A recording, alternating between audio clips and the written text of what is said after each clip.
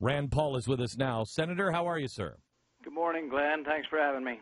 This is I think this is a brave book because this is going well beyond the conversation in polite circles. This is going into the kind of conversation that I have with people that usually people don't want to hear and people don't believe.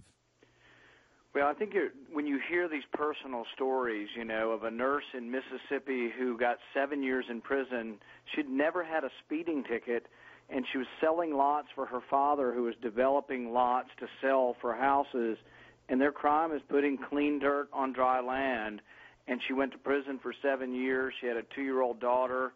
Her dad's still in prison for 10 years.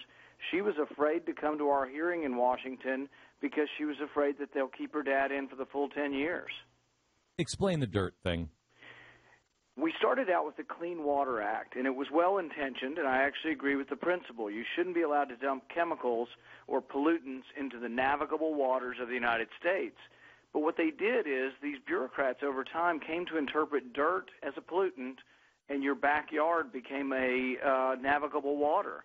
And so we took something well-intentioned and went crazy with it. Wait, how did that possibly happen? Well, they said your backyard could be a navigable water because birds could fly from the Everglades and land in your backyard when there's a puddle back there, and so therefore your backyard is a wetlands. We spend $200 million now policing people's backyards and finding them and jailing them. Tell me about Jim Starr. Jim Starr was like a lot of people, wanted to buy some land, get ahead, start a business. He wanted to grow mushrooms. He bought a boggy piece of land, but it was zoned for agriculture. In fact, he had to pay taxes for it being agricultural land. He got local permits, but then when he started to build, the EPA and the Corps came in and said, no, this is a wetlands. And they basically took the value of his land. He spent years and hundreds of thousands of dollars trying to please them. And in the end, he finally gave up. And this is how government is really bullying and terrifying businesses across our country. When you have Gibson guitars, which you talk about in your book, Gibson guitars hadn't even been charged with anything. The thugs came in, kicked their doors down, confiscated their stuff, and still hasn't charged them with anything. And they use this bullying tactic. They do threaten them with something, though. They threaten them with jail time. And the thing is what really gets me about the Gibson guitar case is they're not accused of breaking an American law passed by Congress. They're accused of breaking an Indian law passed by the Indian Parliament. We've incorporated all foreign fishing regulations into our law. For each infraction, you can go to jail for a year.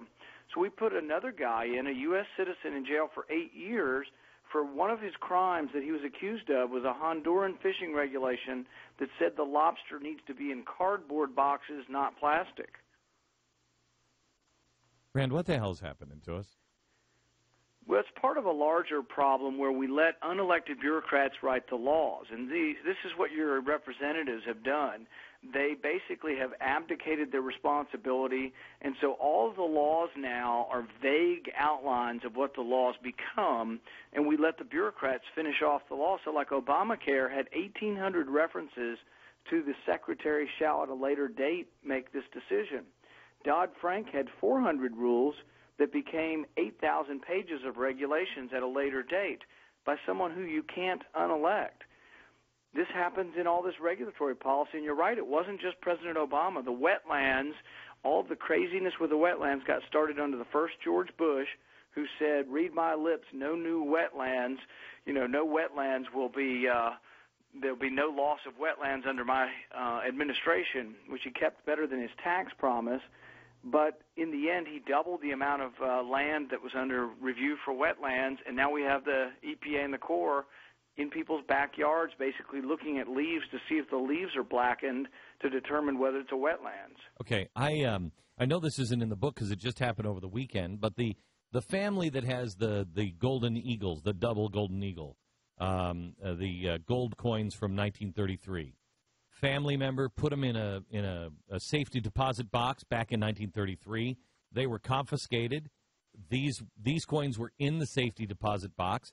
The family completely forgot about them. They bring them out. The family finds them. They're worth millions and millions and millions of dollars, and the government has just decided, no, you don't get those coins; those are ours. Well, the problem really here is that the government is saying they can take things from you without any due process. That's part of one of the reforms I propose in here, is that if they want to take your land or take your gold or anything like this, you should get a trial before a judge. And that's what happened to this couple from Idaho. They had a lot. They put gravel on it. The government said it's a wetlands, and they said, well, how do we protest this in court? And the government says you're not allowed to, but you're going to be fined $75,000 a day. But this brave family fought it all the way to the Supreme Court, and you know how the Supreme Court's only got maybe 4 or 5 conservatives. The decision was 9-0 in their favor, to say that, for goodness sakes, if we're going to take someone's property, at least ought to be able to go to court and fight the government in court. We have Mitt Romney coming out this weekend. Do we have the audio of him saying this? Coming out this weekend and talking about Obamacare, and to me, not making any sense at all. Do you have the audio or not, Pat? Yeah, here, listen to what he said. That is part of the federal plan. Well, I'm not getting rid of all of health care reform. Of course, there are a number of things that I like in health care reform that I'm going to put in place. One is to make sure that those with pre-existing conditions can get coverage. 2 is to assure that the marketplace allows for individuals to have policies that cover their family up to whatever age they might like.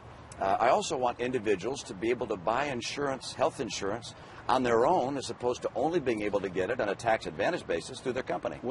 Okay. The last one is not so bad, but pre-existing conditions, that's insane. Then insurance doesn't work anymore. The problem is that anytime you mandate what insurance should and shouldn't coverage, whether it should cover sex changes, stomach stapling, nose jobs, or pre-existing conditions, when you mandate that, you're going to increase the price of it because it doesn't come for free. So any mandates will make insurance more expensive. And really the biggest problem as a physician I heard from people is that insurance costs too much. So anytime you mandate something, it's going to cost more. The other problem is that if I can get it with a pre-existing condition, you're not allowed to charge me anymore. Why should I buy it at all? Why not just wait till I've got chest pain, I'm rolling into the ER, and then I'll buy it in the emergency room, and then I'll save a lot of money. That's why President Obama put a mandate in there, which I completely disagree with. But if you're going to have that you cannot charge people more for pre-existing conditions, it only works if you mandate it and if you put a penalty in there for not buying insurance, because no one's going to want to buy insurance if you get rid of the pre-existing condition thing. Okay, so let me take you on this question, and hopefully you can answer it. Kind of, it fits in with government bullies. The president is now floating this new executive order by and saying they're going to control or protect the Internet, of course, just to protect us, which would lead to all kinds of nightmare things. Earlier today, I said, Barack Obama, make no mistake, we got the best Barack Obama you're going to get right now.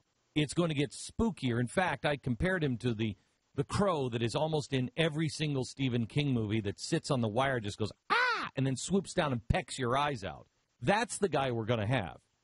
However, with that being said, Mitt Romney's not my ideal candidate. What do you say to people who say, well, I got to vote for somebody else or just not vote because he's going to do a lot of the same stuff?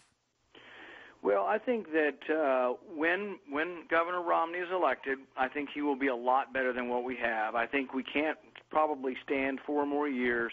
The country's going to hell in a handbasket, and I really think that many industries will be bankrupted within the next 4 years. I don't know that we can survive another 4 years of this president, so I want Governor Romney to win. When he wins, though, it doesn't mean that I give up any of my beliefs about how health care reform would occur. I'll be introducing my own health care reform, a replacement for Obamacare, when I get back in September to Washington. So I'll continue that fight. I've also said, and I put Republicans on notice on this, I will not vote for a Republican budget that does not balance within a finite time. I'm not voting for a budget that balances in 28 years because I think that is just a fiction. I know everybody says it can't be done, but I don't trust a budget that's out of 4 years. Yeah, it has to be done in a finite period of time. The balanced budget amendment that we passed, or that all the Republicans supported, said you had to balance within 5 years. You have to believe in eliminating some government agencies. You have to believe in sending some responsibilities back to the state, or you can't balance it. But I can tell you that if you just simply froze spending, you balance in about 9 or 10 years. If you do the penny plan that Connie Mack and I have introduced, it balances by cutting 1% of real spending a year. You balance in about 5 or 6 years. So it can be done, but I'm just putting Republicans on notice that I want Republicans to win. I am a Republican, but just because it's a Republican budget, I'm not voting for anything that is not going to balance the budget. Does your income or your insurance replacement, your health care replacement, does that come with allowing businesses to buy health care across state lines?